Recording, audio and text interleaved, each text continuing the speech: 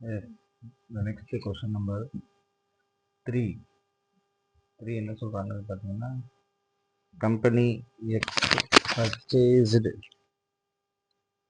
100 goods at an auctions for rupees 1 lakh on 30th September 2011. Consequent transportation cost were 1000, that is similar to cost X would have to incur to sell the goat at the auction. Additionally, there would be 2% selling fee on the marketplace of the goat to be incurred by the seller. இப்போ company X வந்து purchase பண்ணுறாங்க 100 கோட்டு ஆக்ஷனில் 1,00,000 ரூபாய்க்கு September 2011. அதுக்கப்புறம் உங்கள் transportation cost வந்து 1000 rupees செலவு பண்ணுறாங்க. It is similar to the cost that X would have to incur sell the goat at an auctions. Additionally, there would be 2% selling fees on marketplace of the goat to be incurred by the sellers. March 2012 அன்னைக்கு market விலை code வந்து 1,10,000 இருக்குது. Transportation cost 1000 would have to be incurred by seller to get goat on market. Auctioneer fees 2000 market price to goat would be paid by the seller. அப்போ 1 June 2012 X sold 18 goats for rupees 20,000. Incurred transportation charges rupees 150. In addition, there was 2% auctioneer fees on the market price of the goat paid by the seller. இப்போ June 2022 18 code அவங்க வந்து 20,000 ரூபாய்க்கு sales பண்ணுறாங்க. அதுக்கு ஒரு 150 ரூபா transportation charges ஆகுது. ஆக்ஷனல் fees 2% ஆகுது, செலவு கொடுக்குறாங்க. 15th செப்டம்பர் அன்னைக்கு இந்த fair value of remaining goat வந்து எவ்வளோ கோட் வந்து இருக்குது ரிமைனிங், அதுக்கு வந்து வேல்யூ வந்து 82,820 ரூபா. 42 goat were slaughtered on that day with the total slaughtering cost of 4,200. Total market price of carcasses on the day was 48,300. The expected transportation cost of the sale of carcasses is 420. Carcasses are wastages. September 22, 30th September 2022, market price of the remaining 40 goat was 44800. அதுக்கு ஒரு remaining transportation cost சொல்கிறாங்க.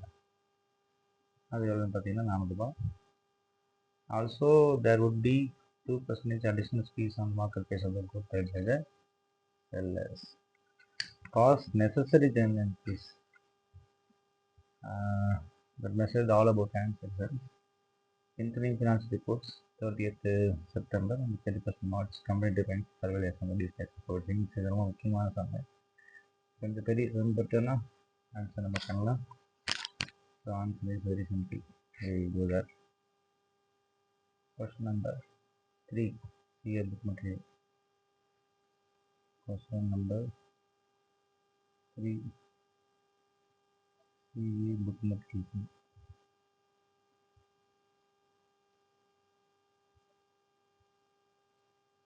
Yes. First purchased. X purchased. அப்போ biological asset account debtor to cash or bank date 30th 2000.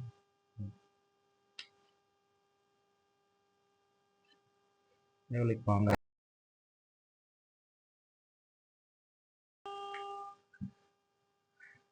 transportation cost were 1000, that is similar to the cost X would have to incur to sell the goat at an auction. இப்போ இந்த வார்த்தை நான் சொல்கிறாங்க. Subsequent transportation cost was 1000, that is similar to the cost X would have to incur to sell the goat at an auction. அப்போ fair value அப்போ 1,00,000 ரூபா. எப்படி 1,00,000 ரூபா அப்படி பார்த்தீங்கன்னா 1000 கோட்டோட வேல்யூ 1,00,000 ரூபா சொல்கிறோம். Less fair value less cost to sell 1000 transportation. இப்போ 980,000. இன்னொன்று ஆக்ஷனரி ஃபீஸ் ஒன்று இருக்குது, 2% சொல்கிறாங்க. Additionally, there would be a 2% selling fee on the market price of the goat to be incurred by the seller. அப்படி பார்க்கும் பொழுது 2000 ரூபாய், மொத்தம் 97,000 ரூபாய் தான் அதோடைய. இது நம்ம ஆல்ரெடி ஃபஸ்ட்டே போட்டு வச்சுருந்தோம். அப்போ 97,000 இங்கே வந்து பேண்டில் கொண்டு வரும். இங்கே வந்து to cash R bank 1000 rupees transportation cost. அப்போ வந்து 1,01,000 ரூபாய். அப்போ 4,000 ரூபாய் தான் பிஎன்எல் அக்கௌண்ட். இது ரொம்ப ஈஸி, ஆல்ரெடி போட்டதான். செகண்ட் பாயிண்ட்டு, 1,10,000 ரூபாய் இருக்குது.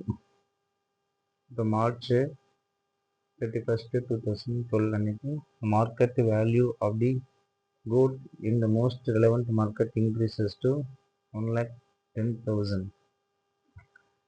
அப்போ 31 March 2012 அன்னைக்கு 1,10,000 ரூபாய் இருக்குது அப்படின்னா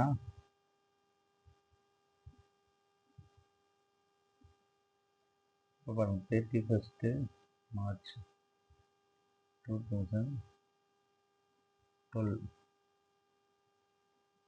எவ்வளோ இருக்குதுன்னு பார்த்தீங்கன்னா 1,10,000 ரூபாய். அப்போ 1,10,000 வந்து எதெல்லாம் கழிக்கல அப்படின்னு பார்க்குறோம்.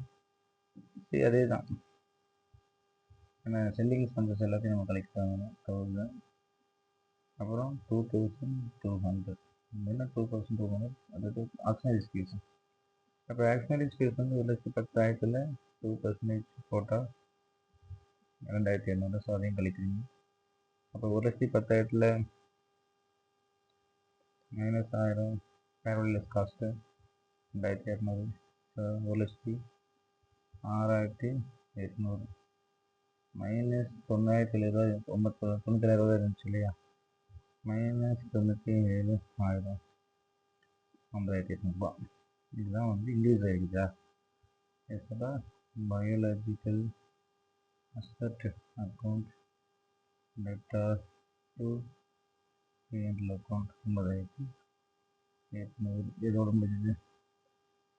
31 மார்ச்சோட முடிஞ்சது.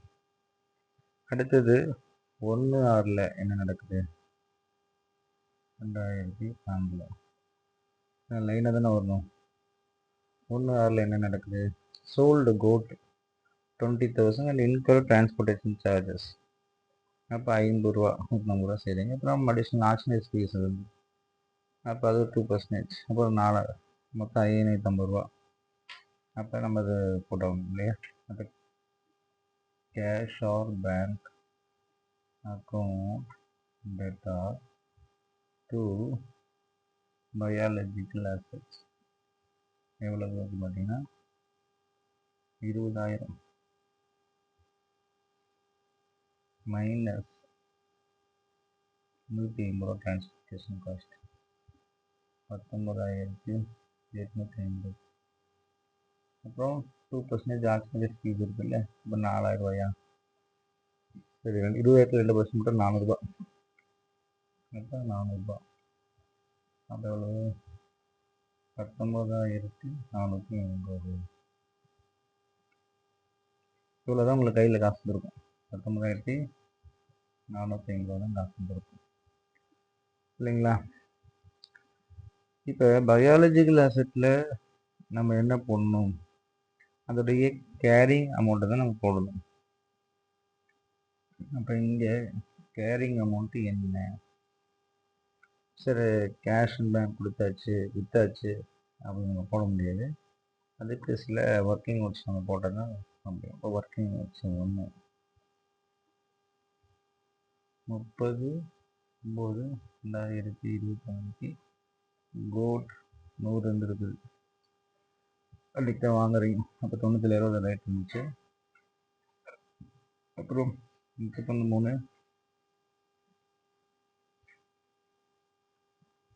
2015 அன்னைக்கு அதே கோட் 100 வேல்யூ வந்து 10,600. ஸோ அப்போ 9,800 பயாலஜி கிளாஸ்க்கு இன்க்ரீஸ் ஆகிருக்கு. இது உங்களுக்கு புரிஞ்சிச்சு. பட் நம்ம இன்னொரு முக்கியமான விஷயம் சொல்லணும். 31/3/2012 அன்னைக்கு revised carrying amount of goods என்ன சொல்றீங்க? Revised carrying amount goods, revised carrying amount of goods எவ்வளவு பார்த்தீங்கன்னா அதே 1,06,800. ஏன்னா நீங்கள் இதை வந்து 9,800 நீங்கள் இன்கம்மாக ட்ரீட்மெண்ட் பண்ணுறீங்க, ப்ளஸ் அசட்டோட வேல்யூ இன்க்ரீஸ் ஆகிடுச்சுன்னா. So that doesn't matter. But நீங்கள் 30,000 சேல்ஸ் பண்ணிட்டுருக்கிறீங்க. 30,000 என்ன பண்ணிக்கிறீங்க? சோல்டு என்னது 18 ஆர்டரில் இல்லையா? 100 ஆர்டரோட வேல்யூ தான் இருக்குது. 18 ஆர்டர் நீங்கள் வச்சுட்டீங்க, மிச்சம் கையில் தான் இருக்கும். 92 82 ஆர்டர். இந்த 82 ஆர்டருடைய வேல்யூ பார்க்கணும். அப்போ உங்கள் கையில் எவ்வளோ இருக்குன்னா 1,06,800 அப்படின்றது 100 ஆட்டுக்கு அப்படின்னா நீங்கள் விற்ற 18 ஆட்டோட வேல்யூ அப்படி தான் போகணும். 1,06,800 என்பது 100 ஆட்டுக்குன்னா அதோட வேல்யூ 18 ஆட்டுக்கு எவ்வளோன்னு பார்த்தீங்கன்னா 19,990, 19,224. அப்போ 82 ஆட்டோடைய வேல்யூன்னு பார்த்தீங்கன்னா 1,06,800. 87,526. இப்போ 87,526 இதுதான் வந்து ரிமைனிங் 82 கோட்டோடைய வேல்யூ. இப்போ ஏன் இந்த 19,200 இருக்காலும் இங்கே தான் நான் போகணும்.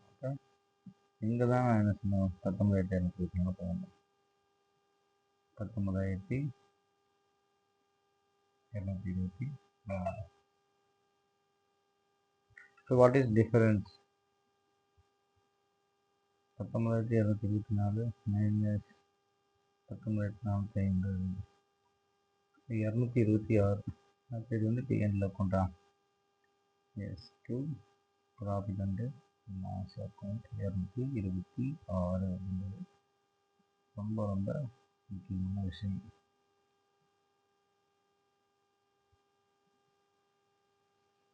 $226.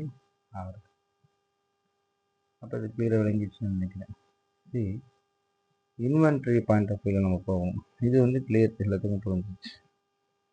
திருப்பியும் நீங்கள் என்ன பண்ணுறீங்க அப்படின்னு தான் அடுத்த கேள்வி. On 15th September 2012, the fair value of the remaining goat was 82,820. அந்த வேல்யூ வந்து ஃபேர் வேல்யூ அவனே சொல்லிட்டான், 82,820.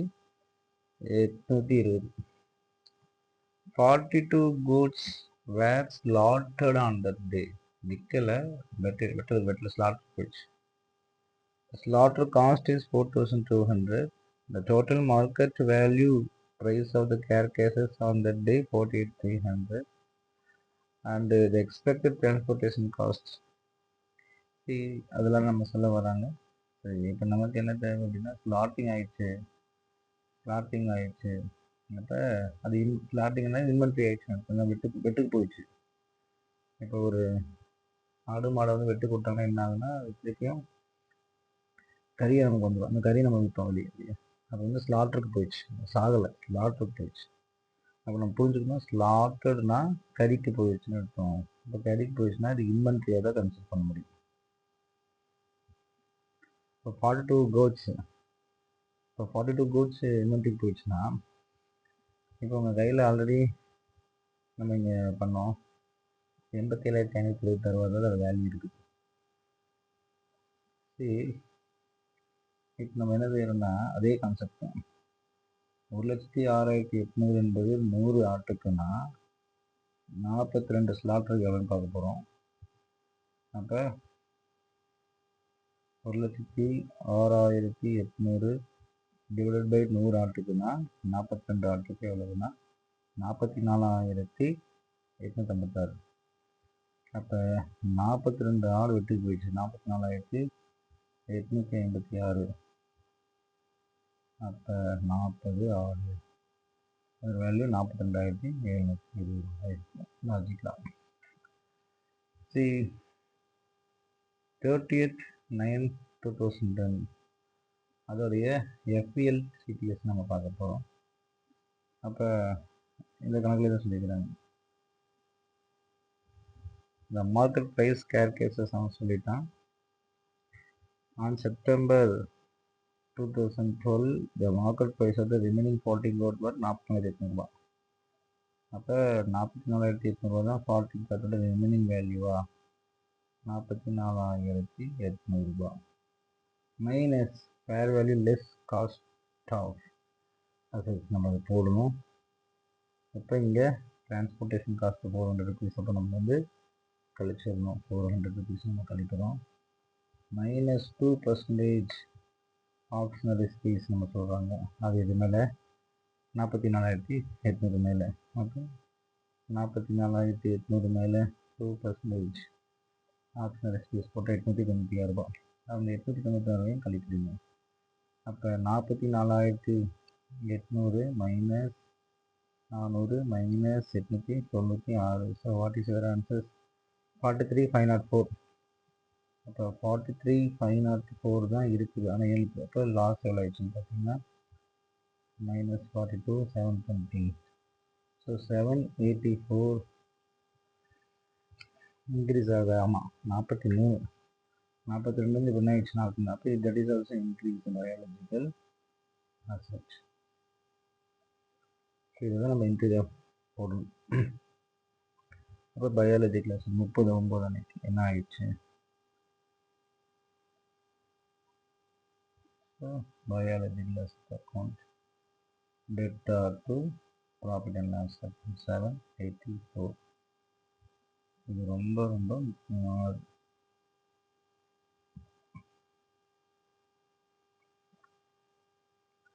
சரி, ஸ்லாட்டிங்க்கு போனது பற்றி நம்ம வந்து எஸ்.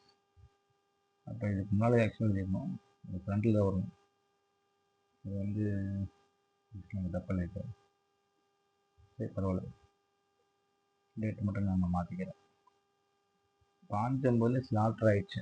ஸ்லாட்டருக்கு போனதுனால நமக்கு வந்து கேஷ் கிடச்சிருச்சு. ஆனால் இல்லை, அது என்ன கேஷ் வரல, நமக்கு அதில் இன்னும் இன்வென்ட்ரி வரப்போகுது. Inventory account data to biological asset how மச்னு பார்க்குறீங்க. பயாலஜிக்கல் அசெட் வந்து 44,856 ரூபாய். இதுதான் கேர்கேஷஸ் போச்சு இல்லையா? 44,856 ரூபா. நீங்கள் இங்கே என்ன இங்கே பார்க்கணும் இதுதான் 10,100 இந்த ஃபிகர் தான் அங்கே வரணும். 44,856 ரூபா. ஆனால் இங்கே என்ன சொல்லியிருக்கிறாங்க, 47,880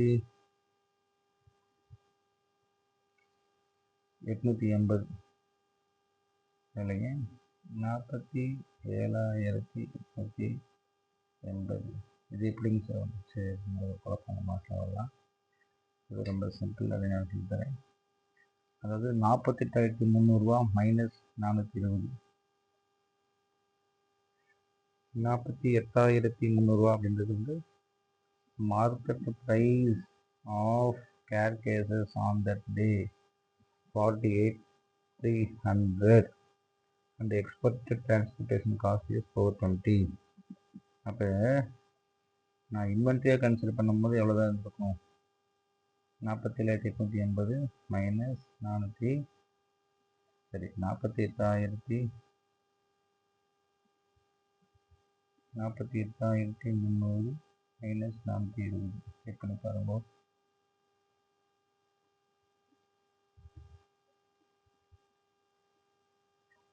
இதான் ஏங்க அப்படின்னா நம்ம அக்கௌண்ட்ஸுக்காக இது எடுக்கிறோம். 44,880 வந்து அதோடைய வேல்யூ நம்ம எடுக்கிறோம். ஆக்சுவலாக இன்வென்டரி வேல்யூன்னு பார்த்தீங்கன்னா மார்க்கெட் வேல்யூ. ஸோ 47,880 தான். ஸோ அப்போ what is profit and loss account பார்த்தீங்கன்னா to profit and loss account different amount தான் நீங்கள் போட்டாகணும். எவ்வளோ வரும் பார்த்தீங்கன்னா பேலன்ஸிங் ஃபிகர் 3024 ரூபா. See, this is also very important. ஏன்னா இங்கே மார்க்கெட் ப்ரைஸு, இங்கே வந்து கேரிங் வேல்யூ. இது வந்து கேரிங் வேல்யூ, கேரிங் அமௌண்ட் சொல்லுவாங்க. அது வந்து கேரிங் அமௌண்ட். நான் அசட் ஆல்வேஸ் கேரிங் அமௌண்ட் தான் வரணும் அப்படின்றதுனால நம்ம கேரிங் அமௌண்ட் போட்டாச்சு. Inventory as per into AS2 ஸ்லாட்டர்ஸ் எவ்வளோ பண்ணுறீங்க இல்லையா, ஸ்லாட்டர் எக்ஸ்பென்சஸ் அதே சொல்லிக்கிறாங்க கணக்கில். எவ்வளோ பண்ணுறீங்க, அந்த ஸ்லாட்டிங் எக்ஸ்பென்சஸ்ன்னு சொல்லிட்டு ஒரு 48,400 அப்போ வந்து ஸ்லாட்டிங் எக்ஸ்பென்சஸ். அப்போ expenses slotting expenses account to cash R bank 4,200 அதை போட்டுக்கணும். இது 5,9. That's all the sum. So don't forget. இது வந்து புக்ஸ் ஆஃப் சம்மில் எப்படி போட்டிருப்பான்றது நான் சொல்லிட்டேன், அதையும் பார்க்கலாம். இந்த சம்மில் தேர்டு சம்.